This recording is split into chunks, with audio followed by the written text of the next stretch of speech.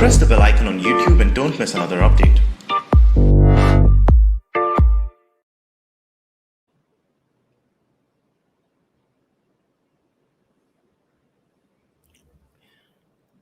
Namaste.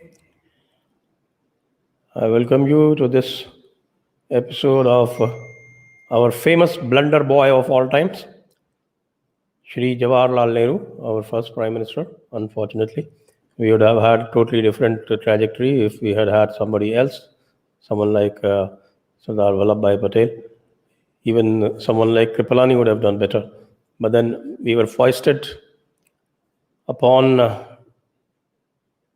this gentleman was foisted upon us by Mahatma Gandhi, who was his mentor. And he was foisted upon the Congress at least thrice. First time in 1929, when he took over the presidentship of the Congress party from his father, Motilal Nehru. And that's what I said, that the dynasty runs very deep in the Congress. It started in 1928 itself, 1928-29, Motilal Nehru 1928, Jawaharlal Nehru 1929. And at that time, he was just 40 years of age. So at 40 years, he became the president of the largest party in the Indian subcontinent, India, the British India, as it was at that time, without really having accomplished anything except having toured Soviet Union. Having toured Soviet Union and having had Muhammad Habib as his mentor and beginning to write Discovery of India. Discovery, so understand discovery of India. Discovery is a concept in Western theology, rather Christian theology. And that concept means that anything that the Christians discover, it becomes their own. All territory, the men, the resources, even the human resources, everything they appropriate. So when he wrote Discovery of India, probably he meant that he wanted to appropriate India, and he duly appropriated it with the help of his mentor, Mahatma Gandhi, who must have done a lot of good things. But then this one folly that he committed actually undid everything, every good that he had done before that. So let me first tell you briefly how we are going to go about this particular series, because this is going to be a full series. We'll have 4 or 5 episodes. I will try to compress it into 3, but more likely it will probably run into 4 episodes. So one of the basis of this is one very fine book by Rajnikant Puranik. It is called 97 Blunders of Nehru, but he has actually expanded it to 127. Many of those blunders are actually not his blunders. For instance, he is listed Jawaharlal Nehru becoming the president of Congress. That wasn't really his blunder. That was the blunder committed by his mentor, Mahatma Gandhi. There was no way he could have become the president of the Indian National Congress either in 1929 or in 1936 or in 1939. Every time he was foisted upon the Indian National Congress, and that was done at the instance of Mahatma Gandhi, who was virtually the dictator of Indian National Congress starting 1920. In fact, he said that in 1920 in one of the addresses that he made to the AICC in January 1920, and he said that once you have accepted me as your leader, then you also have to accept my condition. And those conditions are that you have to follow me unquestioningly, almost like a dictator.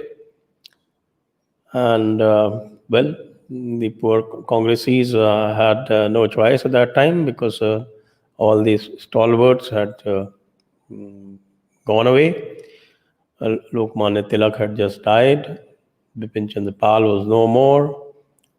Firoz Shah Mehta, Dadabhai Nauroji, all these people had, and Gopal Krishna Gokhale, all these people had also died in the previous 5 years or so. So there was a big vacuum, and he had managed to strike up some kind of an understanding with the Caliphate Committee, Khilafat Committee, and he had showed up his position within the Congress. So the alliance with the Caliphate actually strengthened him and weakened India. Anyway, we are talking about Jawaharlal Nehru. So the first thing that we discuss, the first blunder that I ascribe to Nehru, and this is not listed in Puranik's book, and that is creating a Soviet bloc or creating a socialist bloc within Congress. And this bloc he created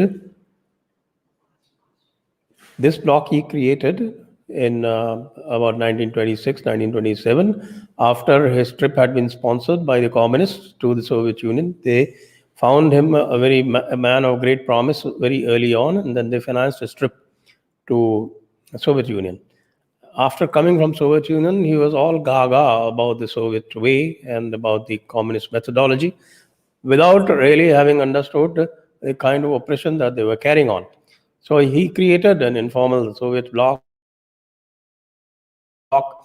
kept influencing the policies of Congress every time. He kept trying to make Congress into a socialist party, though the real socialist and who actually understood socialism was Subhash Bose. He was actually the real leader, and he was also the intellectual among all these people. Jawaharlal Nehru was no intellectual. His discovery of India was written under the tutorialship of Muhammad Habib, the father of the infamous Irfan Habib, who was running virtually what is called a Marxist school of history that had started whitewashing all the atrocities that the Mughals had committed. His main job was to whitewash whatever had been exposed in the 19th century by that famous book called History of India, as told by its own historians, and which had exposed and which had translated all the historical documents that were there available in Persian and written by the Muslim historians themselves.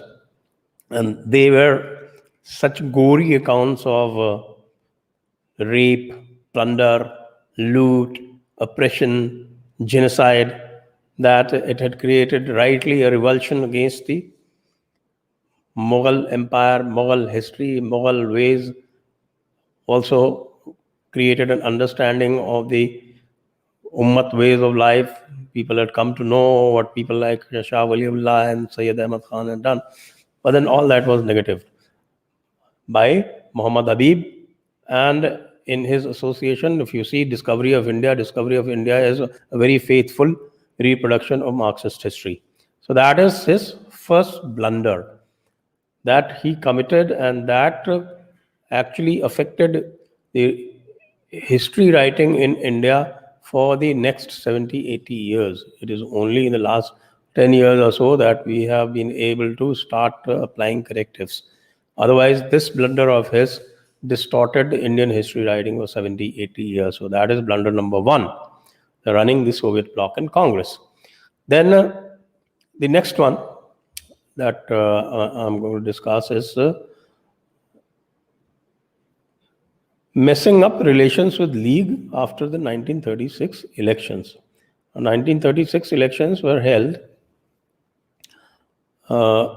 after the Government of India Act 1935, which had come after the roundtable conferences, the three roundtable conferences that had been held in the early 1930s. Now, Government of India Act was actually a constitution of the Government of India, or the Government of British India. In fact, our constitution also retains large part of the Government of India Act 1935. In 1936 elections, nobody knew what would be the situation after the elections. Even Nehru, who had become the president in 1936, and 1936 elections were fought under him, he wanted to form government in United Provinces under all circumstances, and he wasn't sure what the Congress position would be. So he reached an understanding with the Muslim League that Muslim League would be a part of the coalition that would be formed in the United Provinces after the elections.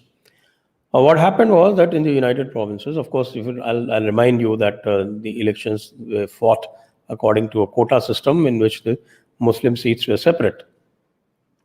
Now, these Muslim seats were not won by Jinnah. Jinnah could win only about 100 odd seats out of the 582 that went to polls in the 1936 elections. In United Provinces, what happened was, in United Provinces, there was a very clear understanding between Jinnah and Nehru that Muslim League would be part of the government. The Congress was expected to form the government. That was expected, that it would be the largest party, but they were not sure that they would win power by themselves. As happened was that the Congress managed to win absolute majority in the United Provinces provincial elections. After winning absolute majority, Nehru went back on his promises. Muslim League was a very small party. It was an insignificant party. And if you really look at the situation these days, people like Modi, they accommodate these smaller parties with whom they have had understandings, pre-election understandings, even if they win absolute majority. But Nehru absolutely refused. He simply forgot that there had been any understanding, that there had been any discussions. This created a reaction. This also created a sympathy wave in favor of the League. It also convinced Jinnah that Congress could not be relied upon, and that was the time, because till that time Muslim League was only indulging in constitutionalism. And it was at that time that Jinnah got convinced that he had to become a mass-based party, and to become a mass-based party among the Muslims, the best way is to Islamize the electorate. And that's what he embarked upon. So the Muslim League's rise is directly related to the political stupidity of Jawaharlal Nehru. That was the second blunder that I am talking about. Now, let's come to the blunder number 3, which is, I consider, the most telling blunder that he committed. And that telling blunder was such that it actually resulted in India's partition. If this blunder had not been committed, then India's partition would probably not have happened. And that was in the 1936 elections. Congress ministries had been formed in 8 out of 11 provinces. They were doing very well. They had earned a name for themselves. They had carried out a lot of reforms. And they had generally endeared themselves to the masses. And they had formed ministries in places like NWFP and Assam, which had always been eyed by the Islamists. And they were able to thwart the designs of the Islamists in these places. In 1939, what happened was that Britain went to war. And the Viceroy of India also put India at war along with their colonial masters. Now, when that was declared, then Jawaharlal Nehru was traveling to Japan and Far Eastern countries. Mahatma Gandhi was remembering his First World War days when he was actively collaborating. He also knew that Congress was in power in the majority of provinces in India, 8 out of 11. That was massive, except in Bengal and Sindh and I think one more, I don't remember which one, where they were not in, in Punjab. Punjab was the Unionist party, but Congress was sharing the power there. It was a coalition government. So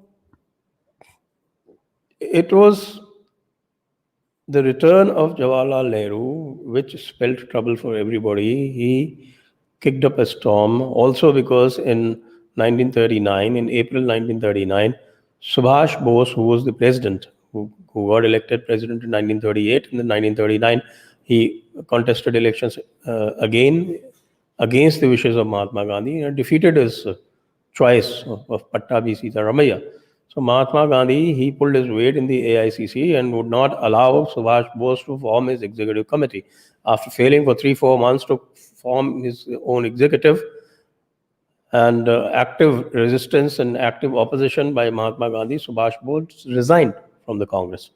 And Rajendra Prasad became an interim president, and an interim president is interim president. He doesn't have much clout. And then the clout was being wielded by Mahatma Gandhi, and Mahatma Gandhi's favorite child was Jawaharlal Nehru. So Jawaharlal Nehru kicked up a storm, and when he came back and he said that this is perfidy and we should immediately resign from all the posts. And now why that was being done? Because at that time Soviet Union was in the opposite bloc.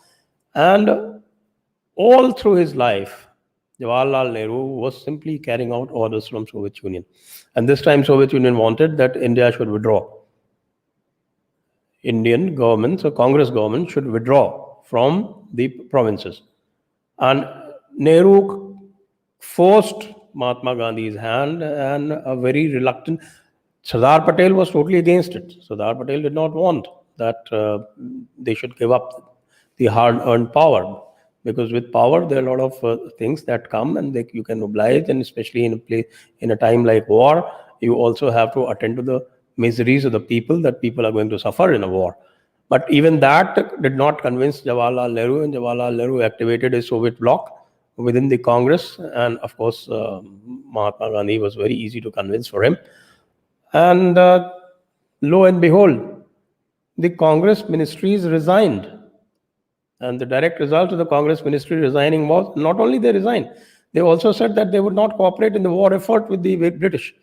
And once that happened, then the Jinnah jumped into this space that was created, and he said that they would help Britain recruit as many people as they wanted for their war effort.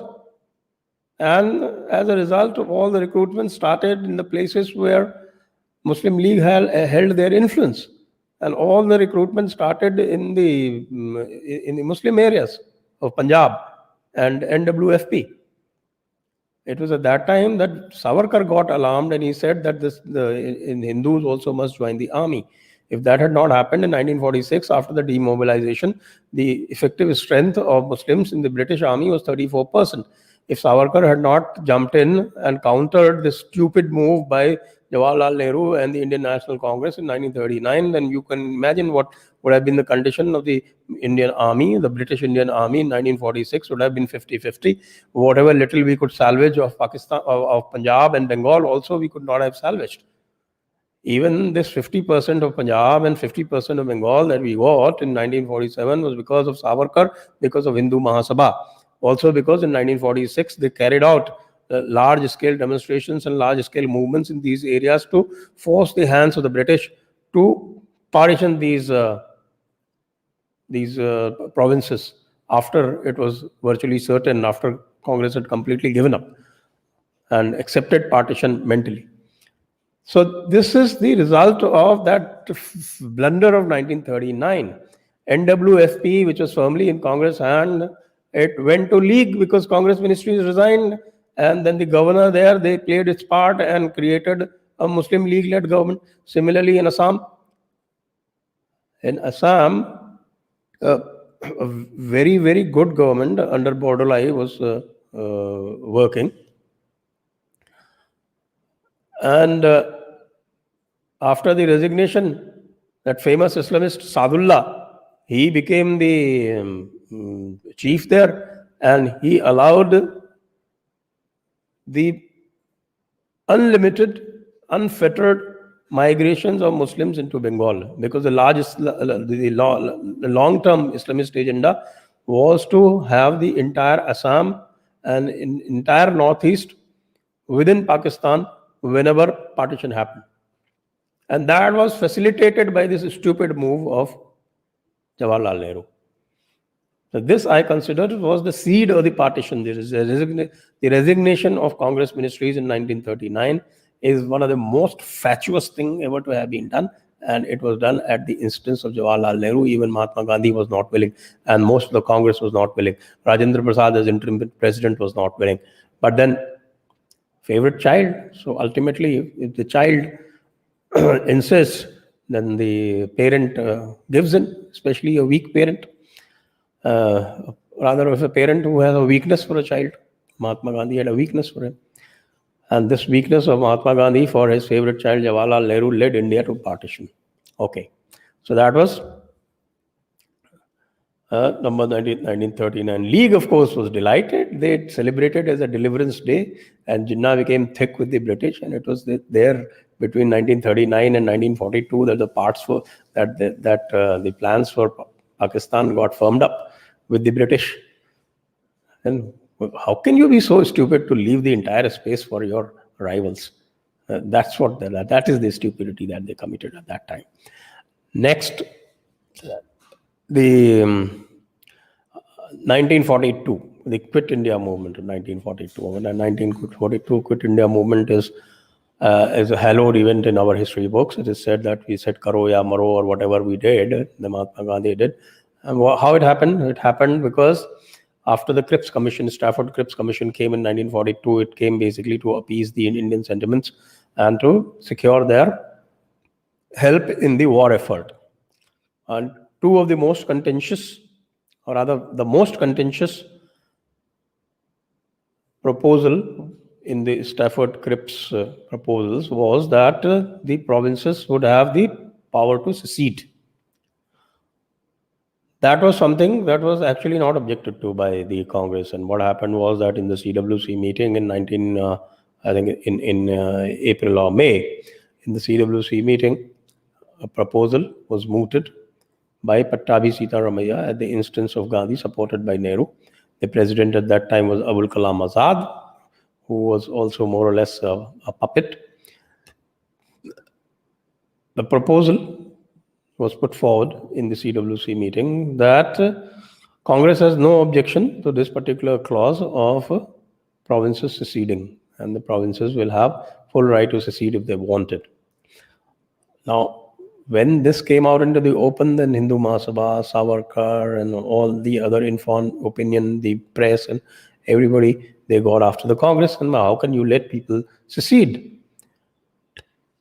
Then in the AICC, Chakravarti Rajgopalachari, he moved a proposal to say that we do not agree with this, and that proposal was actually turned down.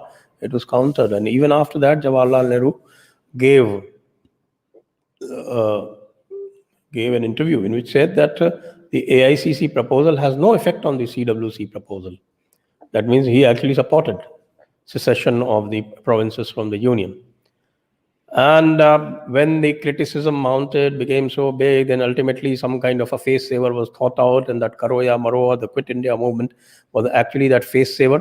And the excuse for that was that the defense of India was sought to be kept with the British, and that was not acceptable to the Congress. Just imagine that the Congress found it acceptable to let provinces secede, but within the dominion status, the defense of British India remaining with the British was not acceptable. How can you be more ludicrous? And even while the war was going on, it was also not proper for them to weaken the British at that time. And when it was pointed out to Mahatma Gandhi and to Nehru that if what happens if Japan would walk in, he said, we will win Japan through non-violence. Can you imagine? Can you imagine anything more gauche or more naive? It is hilarious at best, and it is pathetic at worst. So that is what our naive Nehru did. Of course, Mahatma Gandhi shares equal culpability in this. Then we come to the next part, the 1946 elections.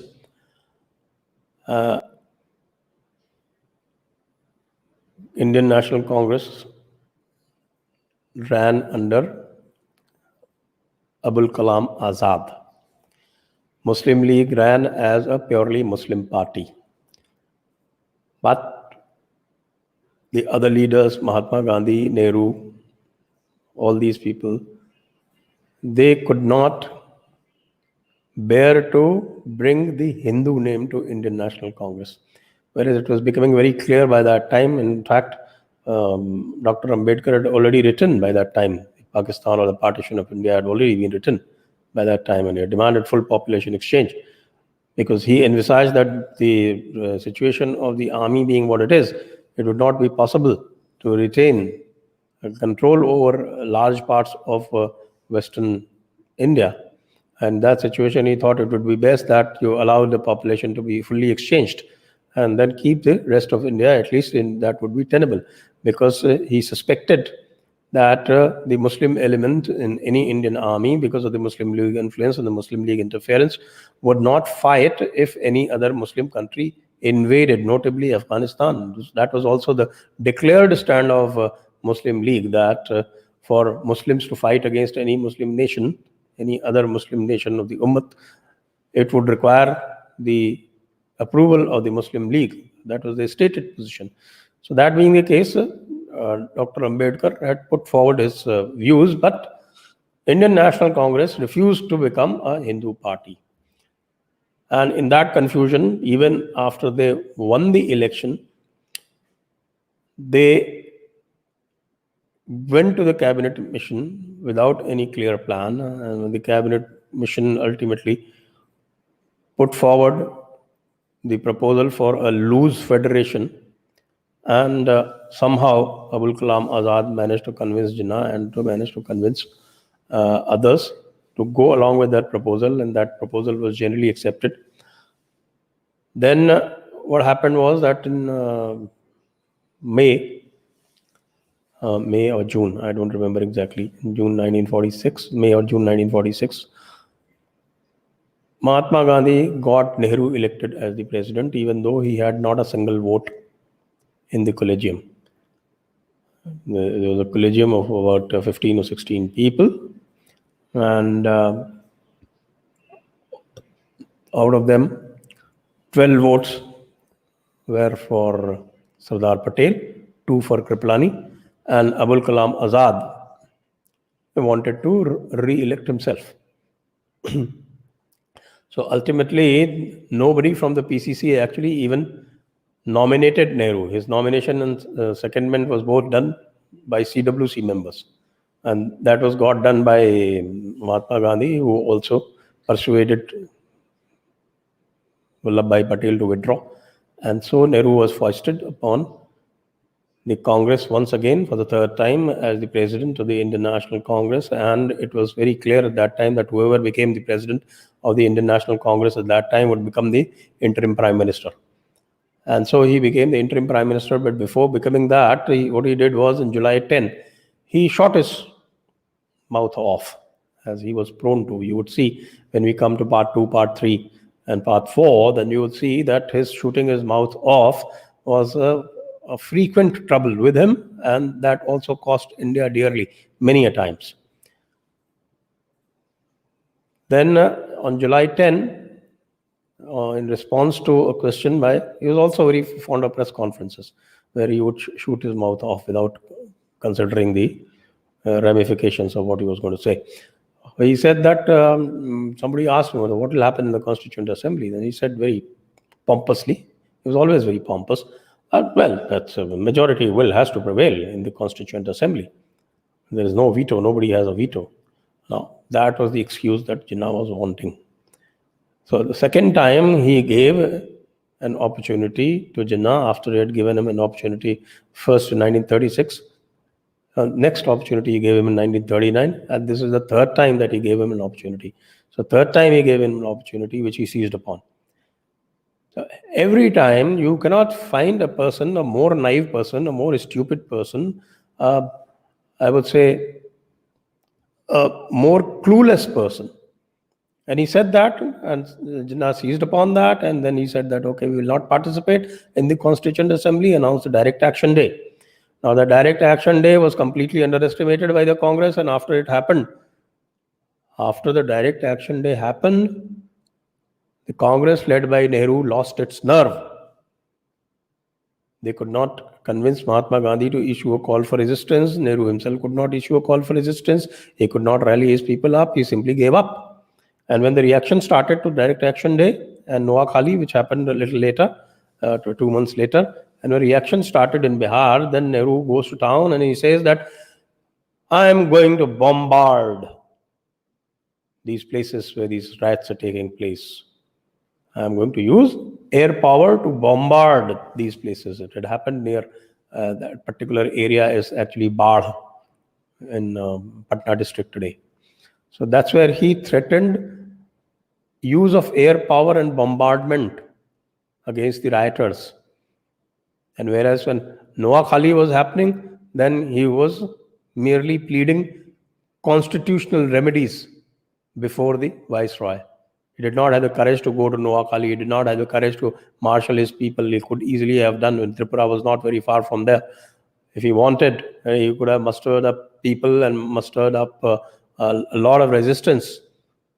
At least mustered up a counter within Calcutta, mustered up a counter somewhere else, which could have negated the effects in Noah Khali. But then Noah Khali was allowed to just fester. Noah Khali, all the Hindus had to be evicted almost from there. If you've not read about Noah Khali massacre, please do. Today is not the occasion. Some other occasion when we'll talk about it. And it was led by Sufis. Just like the Mapalla riots, the Mopla riots were led by Sufis. This was also led by Sufis. And this is again a favorite pill that is taught to us that, okay, Sufis are very peaceful. Most of the massacres that have happened in India after Aurangzeb have all been carried out by Sufis. Now, so they ran away from League's riot challenge, practically gave up, and once Jinnah realized that this man did not have the nerve and he had completely lost it, then he proceeded to blackmail the Congress more and more. And it was only because of Hindu Mahasabha, Savarkar, Shyama Prasad Mukherjee that resistance was mustered, and Bengal and Punjab could get partitioned, and the Hindu part could remain with India, also because of Sardar Patel, who supported these people. And at the same time, the next one, the fifth point that I'm going to talk about, is that he simply gave up on northwest frontier, Sylhet and Sindh. I mean, Sindh also had a portion, that is the 4 easternmost districts of Sindh, were Hindu majority. And the referendum principle that was applied in Sylhet and NWFP, if Nehru had stuck to it, then it could have been applied to Sindh as well. And there are good chances, in fact, it could definitely have happened, that Sindh also could have got partition. And we would not be seeing the kind of persecution of minorities that we find in Sindh, because most of the minorities, Hindu minorities in Pakistan, still live today in Sindh, because the 4 easternmost districts of including the Umarkot princely state, is Tarparkar, Nagar, Miti, Chachro. These 4 districts, they had about 60% Hindu population. And he could not negotiate that. He simply surrendered it. If Punjab, with 46% Hindu population, and Bengal with 44 Hindu population could be partitioned, why couldn't he get a partition of Sindh done, which had more than 30% Hindu population? He just gave it up. NWFP was a Congress ministry. He gave it up. Sylhet was a majority Hindu area. He agreed for referendum in Sylhet. I mean, these are criminal acts. And he got Bharat Ratna for that. Just imagine. So, these are the 6 major blunders that I have talked about today. Now, as we come to the partition, we will see many more of them. We will also see how he messed up the war effort with Pakistan, how he messed up the partition, how he messed up so many other things, and how he messed up the China question. We got 3 questions which we are going to take up. 4 questions rather, I'm told. And before that, I would request all of you to please like, subscribe, share the video, press the bell icon. And if you can, now we have a completely revamped contribution page where you can contribute not only internationally through PayPal and domestically through Razorpay and a number of other options. you can also directly remit to our bank account. That's all possible now. So let me take the questions. Press the bell icon on YouTube and don't miss another update.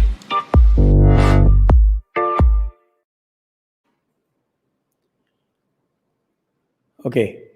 So his blunders we know. Any good things he did? Well, I will have to think about it very hard. The good things that he did. He talked a lot. He gave a lot of good talks. That's a good thing that he did. But he did not follow up his talks with action. Then whatever he followed up, he blundered. So there's not much good that I can think of. But then since you asked this question, I will keep this in mind and I'll come up with an answer in the next episode. Sir, make videos for every year from 1900 onwards. My God, that's a very tough ask. And that requires a lot of research and a lot of backup and a lot of resources, which we do not have at the moment. So let me see. When we are able to do it, we'll do it. Not right now. Namaste, sir. I just want to thank you for speaking the truth. Thank you, time traveler. Thank you very much. And Shashank Kumar, this episode is certainly the most interesting. Thank you, sir. Thank you very much.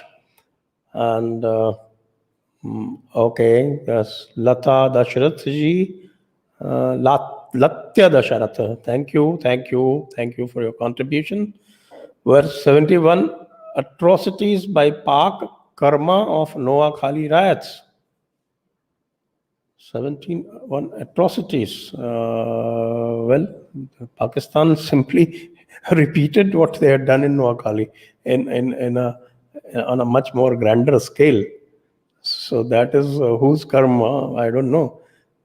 But it was Noakhali repeated 100 times over by Pakistan.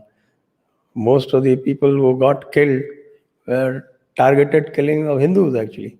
You must know that. That is another truth that is often suppressed. And it is also suppressed that Mrs. Indira Gandhi did not manage any concession from a new fledgling nation which she had created. And she simply forgot about the Hindus. She did not take guarantee for the Hindus who were going to stay back in Bangladesh. And see what has happened. 21% Hindus at that time, 1971, is now less than 9%. So this bane of Soviet influence, it persisted till the early 1980s. And that is what has kept India backward, kept India back by at least 30 years, if not more. Thank you very much. So that brings this episode to the end. We will soon have the second episode of this next week. I will let you know when we have it. Till then, bye-bye. Jai Hind, Vande Mataram.